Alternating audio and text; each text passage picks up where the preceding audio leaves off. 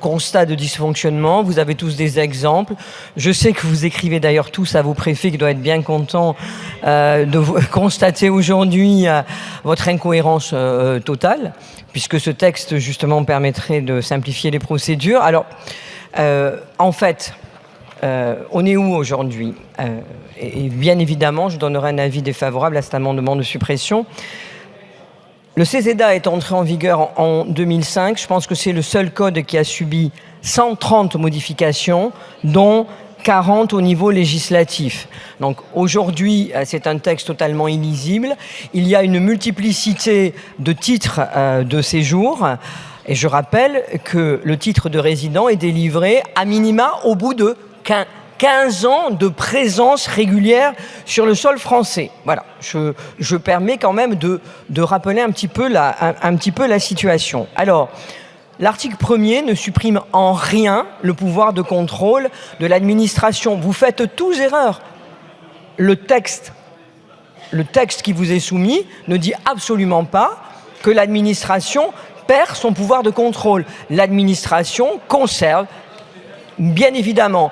Et ce titre, le renouvellement du titre ne signifie pas un titre à vie. Loin de là, le titre doit être renouvelé. C'est simplement sur l'automaticité qu'on le modifie. Donc, il n'y a pas la création d'un droit nouveau, il n'y a pas création d'un blanc-seing, et l'administration conserve toujours la possibilité, notamment en cas d'une condamnation qui trouble gravement l'ordre public, de pouvoir retirer le titre. Je rappelle quand même que vous avez fait toutes ces digressions. Vous vous opposez sur l'ensemble des bancs de la droite et de l'extrême centre à ce texte pour uniquement 0,5 à 1% des cas, puisque dans la très grande majorité, même après s'être retrouvé en situation irrégulière, la très grande majorité, c'est-à-dire 99,5% des titres de séjour sont renouvelés.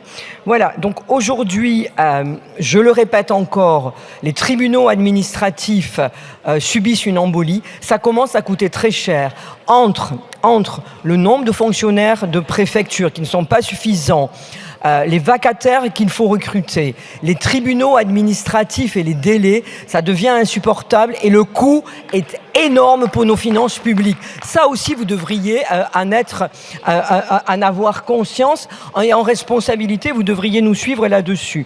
Enfin, je rappelle quand même qu'on parle de personnes qui ont droit au séjour, qui sont des travailleurs, qui sont des parents d'élèves, qui sont des étudiants, qui sont des conjoints de Français et qui sont aussi des parents d'enfants français. Donc, et puis surtout, et j'en termine, vous avez fait le constat, mais pas un d'entre vous, je dis bien pas un d'entre vous, n'a apporté une once de solution. Et vous auriez pu venir me dire, mais nous, on a des solutions. Mais en fait, vous n'en avez aucune. En fait, vous n'avez en fait ni humanisme, ni réalisme. En fait, vous êtes tout simplement très, très raciste.